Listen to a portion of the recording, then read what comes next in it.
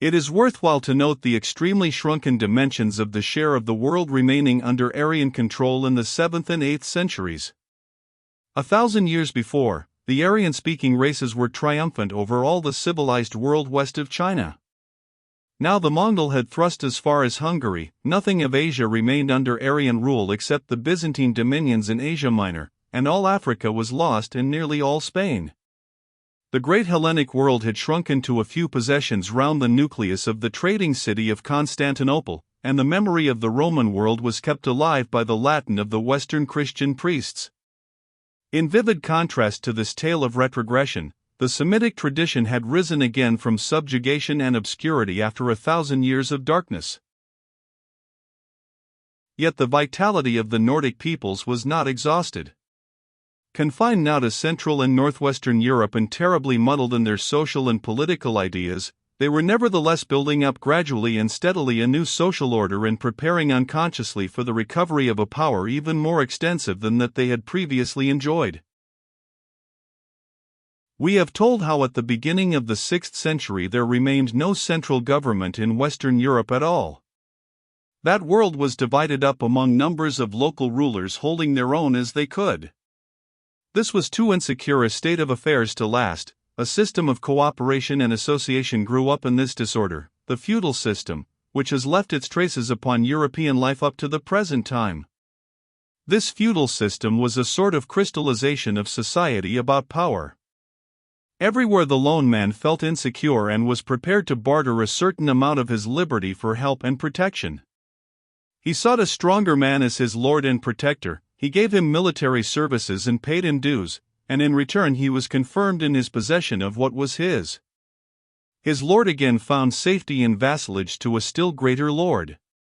Cities also found it convenient to have feudal protectors, and monasteries and church estates bound themselves by similar ties. No doubt in many cases allegiance was claimed before it was offered. The system grew downward as well as upward. So a sort of pyramidal system grew up, varying widely in different localities, permitting at first a considerable play of violence and private warfare but making steadily for order and a new reign of law. The pyramids grew up until some became recognizable as kingdoms. Already by the early 6th century a Frankish kingdom existed under its founder Clovis in what is now France and the Netherlands, and presently Visigothic and Lombard and Gothic kingdoms were in existence. The Moslem, when they crossed the Pyrenees in 720, found this Frankish kingdom under the practical rule of Charles Martel, the mayor of the palace of a degenerate descendant of Clovis, and experienced the decisive defeat of Poitiers, 732, at his hands. This Charles Martel was practically overlord of Europe north of the Alps from the Pyrenees to Hungary. He ruled over a multitude of subordinate lords speaking French, Latin, and High and Low German languages. His son Pepin extinguished the last descendants of Clovis and took the kingly state and title. His grandson Charlemagne, who began to reign in 768, found himself lord of a realm so large that he could think of reviving the title of Latin emperor. He conquered North Italy and made himself master of Rome. Map: area more or less under Frankish dominion in the time of Charles Martel. Approaching the story of Europe as we do from the wider horizons of a world history, we can see much more distinctly than the mere nationalist historian how cramping and disastrous this tradition of the Latin Roman Empire was. A narrow, intense struggle for this phantom predominance was to consume European energy for more than 1,000 years. Through all that period it is possible to trace certain unquenchable antagonisms. They run through the wits of Europe like the obsessions of a demented mind. One driving force was this ambition of successful rulers, which Charlemagne, Charles the Great, embodied, to become Caesar. The realm of Charlemagne consisted of a complex of feudal German states at various stages of barbarism. West of the Rhine, most of these German peoples had learned to speak various Latinized dialects which fused at last to form French. East of the Rhine, the racially similar German peoples did not lose their German speech.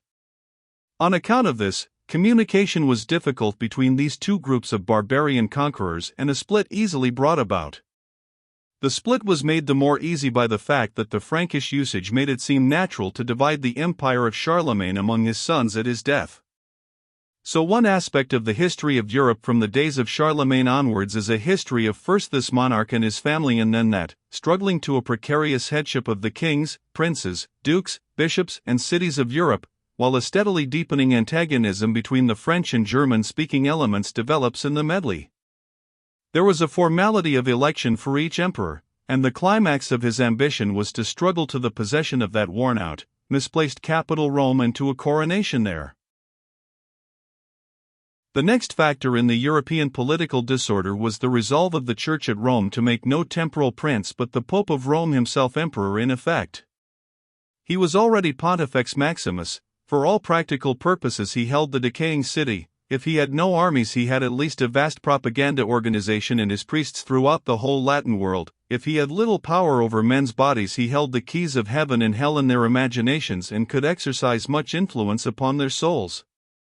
So throughout the Middle Ages, while one prince maneuvered against another, first for equality, then for ascendancy, and at last for the supreme prize, the Pope of Rome, sometimes boldly, sometimes craftily, sometimes feebly, for the popes were a succession of oldish men and the average reign of a pope was not more than 2 years, maneuvered for the submission of all the princes to himself as the ultimate overlord of Christendom.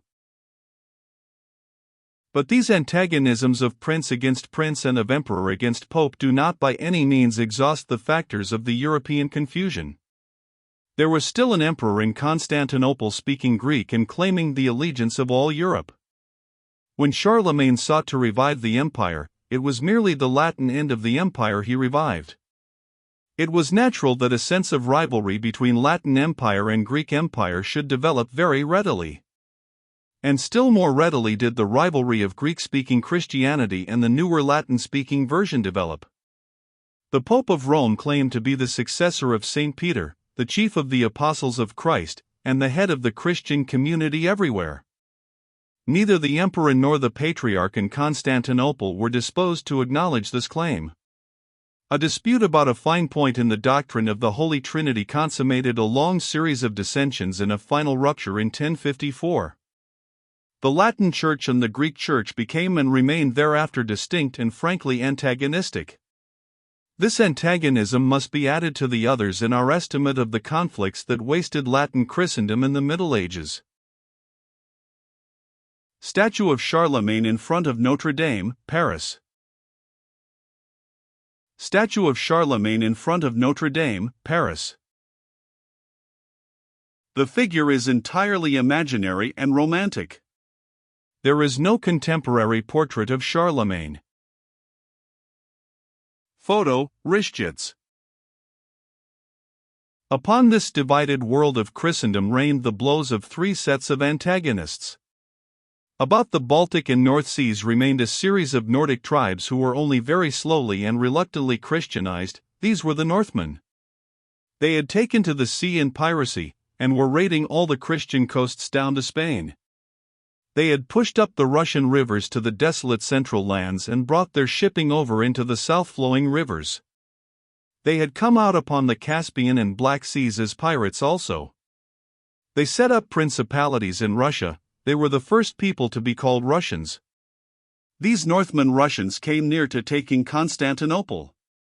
England in the early 9th century was a Christianized Low German country under a king, Egbert, a protégé and pupil of Charlemagne. The Northmen wrested half the kingdom from his successor Alfred the Great, 886, and finally under Canute, 1016, made themselves masters of the whole land. Under Rolf the Ganger, 912, another band of Northmen conquered the north of France, which became Normandy. Canute ruled not only over England but over Norway and Denmark, but his brief empire fell to pieces at his death through the political weakness of the barbaric peoples, division among a ruler's sons. It is interesting to speculate what might have happened if this temporary union of the Northmen had endured. They were a race of astonishing boldness and energy. They sailed in their galleys even to Iceland and Greenland. They were the first Europeans to land on American soil. Later on, Norman adventurers were to recover Sicily from the Saracens and sack Rome. It is a fascinating thing to imagine what a great northern seafaring power might have grown out of Canute's kingdom, reaching from America to Russia. To the east of the Germans and Latinized Europeans was a medley of Slav tribes and Turkish peoples. Prominent among these were the Magyars or Hungarians who were coming westward throughout the 8th and 9th centuries. Charlemagne held them for a time, but after his death they established themselves in what is now Hungary, and after the fashion of their kindred predecessors, the Huns, raided every summer into the settled parts of Europe. In 938 they went through Germany into France, crossed the Alps into North Italy, and so came home, burning, robbing and destroying. Finally pounding away from the south at the vestiges of the Roman Empire were the Saracens. They had made themselves largely masters of the sea. Their only formidable adversaries upon the water were the Northmen, the Russian Northmen out of the Black Sea and the Northmen of the West. Map: Europe at the death of Charlemagne 814. Hemmed in by these more vigorous and aggressive peoples, amidst forces they did not understand and dangers they could not estimate, Charlemagne and after him a series of other ambitious spirits took up the feudal drama of restoring the Western Empire under the name of the Holy Roman Empire. From the time of Charlemagne onward this idea obsessed the political life of Western Europe, while in the east the Greek half of the Roman power decayed and dwindled until at last nothing remained of it at all but the corrupt trading city of Constantinople and a few miles of territory about it. Politically, the continent of Europe remained traditional and uncreative from the time of Charlemagne onward for 1,000 years. The name of Charlemagne looms large in European history, but his personality is but indistinctly seen. He could not read nor write, but he had a considerable respect for learning. He liked to be read aloud to at meals, and he had a weakness for theological discussion. At his winter quarters at Aix-la-Chapelle or Mayence he gathered about him a number of learned men and picked up much from their conversation. In the summer he made war, against the Spanish Saracens, against the Slavs and Magyars, against the Saxons, and other still heathen German tribes. It is doubtful whether the idea of becoming Caesar in succession to Romulus Augustulus occurred to him before his acquisition of North Italy, or whether it was suggested to him by Pope Leo III, who was anxious to make the Latin Church independent of Constantinople. There were the most extraordinary maneuvers at Rome between the Pope and the prospective emperor in order to make it appear or not appear as if the Pope gave him the imperial crown. The Pope succeeded in crowning his visitor and conqueror by surprise in St. Peter's on Christmas Day 800 AD. He produced a crown, put it on the head of Charlemagne and hailed him Caesar and Augustus. There was great applause among the people. Charlemagne was by no means pleased at the way in which the thing was done. It rankled in his mind as a defeat, and he left the most careful instructions to his son that he was not to let the Pope crown him emperor. He was to seize the crown into his own hands and put it on his own head himself. So at the very outset of this imperial revival we see beginning the age-long dispute of Pope and Emperor for priority. But Louis the Pious, the son of Charlemagne, disregarded his father's instructions and was entirely submissive to the Pope. The empire of Charlemagne fell apart at the death of Louis the Pious, and the split between the French-speaking Franks and the German-speaking Franks widened. The next emperor to arise was Otto, the son of a certain Henry the Fowler, a Saxon, who had been elected king of Germany by an assembly of German princes and prelates in 919. Otto descended upon Rome and was crowned emperor there in 962. This Saxon line came to an end early in the 11th century and gave place to other German rulers. The feudal princes and nobles to the west who spoke various French dialects did not fall under the sway of these German emperors after the Carlovingian line. The line that is descended from Charlemagne had come to an end, and no part of Britain ever came into the Holy Roman Empire. The Duke of Normandy, the King of France, and a number of lesser feudal rulers remained outside. In 987 the Kingdom of France passed out of the possession of the Carlovingian line into the hands of Hugh Capet, whose descendants were still reigning in the 18th century. At the time of Hugh Capet the King of France ruled only a comparatively small territory round Paris. In 1066 England was attacked almost simultaneously by an invasion of the Norwegian Northmen under King Harold Hardrada and by the Latinized Northmen under the Duke of Normandy. Harold, King of England, defeated the former at the Battle of Stamford Bridge, and was defeated by the latter at Hastings. England was conquered by the Normans, and so cut off from Scandinavian, Teutonic, and Russian affairs, and brought into the most intimate relations and conflicts with the French. For the next 4 centuries, the English were entangled in the conflicts of the French feudal princes and wasted upon the fields of France.